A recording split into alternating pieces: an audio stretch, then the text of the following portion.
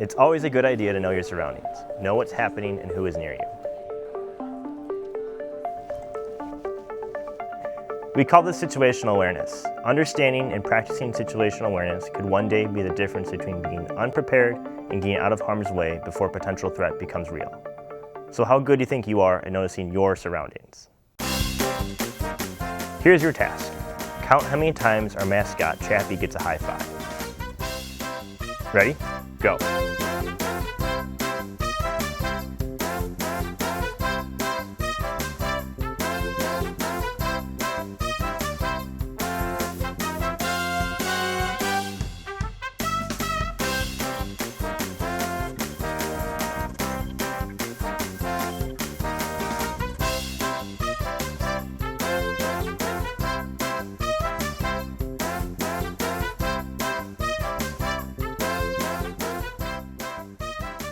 How do you think you did?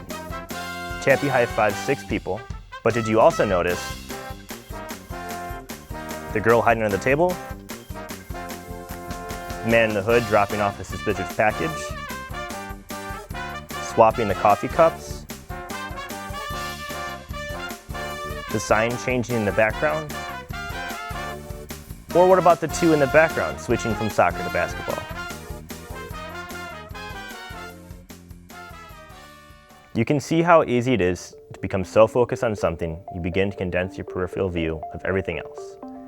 Exercising situational awareness is having a sense of what is happening in front of you, as well as your surroundings. It's also important to recognize baseline behavior of the people in your proximity, as well as any items that seem to be abnormal or out of place. Consider the man in the winter jacket. Does he look comfortable or nervous? Is he scanning the room for any obstructions? Maybe he's checking for any police presence in the room. Observing a person's body language can give you a good sense of what a person's intentions may be. Also consider what the typical behavior of your environment would be like. Is someone wearing clothes that are unusual for the weather or location? Everyone else is wearing short sleeves, but this man has a heavy winter jacket on indoors. Being situationally aware also includes knowing where you are at all times and being able to accurately describe that location quickly, what room you're in, and if it has a number, what floor are you on? What's the name of the common area you're in? Would you be able to tell emergency personnel where you're at in a parking lot? On campus, it's also a good idea to familiarize yourself with emergency response guidelines posted in every room of each college building. Let's do another exercise.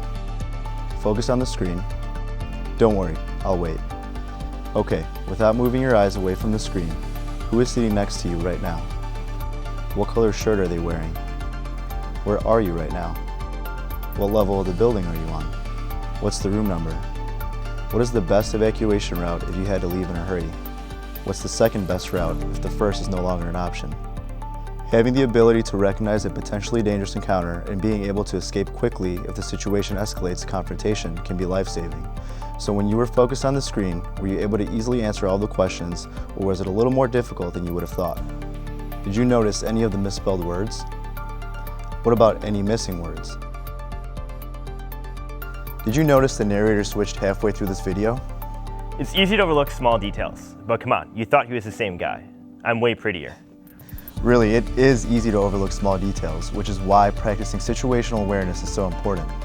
Half the battle is being conscious of it and understanding you need to do it everywhere you go. The other half is actually practicing it, not just for you, but for those around you as well. For example, in this scene from earlier in the video, this person does not see or notice the man staring at her. She doesn't notice when the man begins approaching quickly either, but watch the woman behind her, who has noticed, and see what she does. The man in the hood may or may not have been hostile, but it was important to be aware of his presence and ready to move away quickly if needed. The woman behind her gave her that chance to be prepared, with just enough time to move out of the way. Now it's time for the real exercise. Keep what you've learned here in mind everywhere you go. Be safe. And practice situational awareness all the time.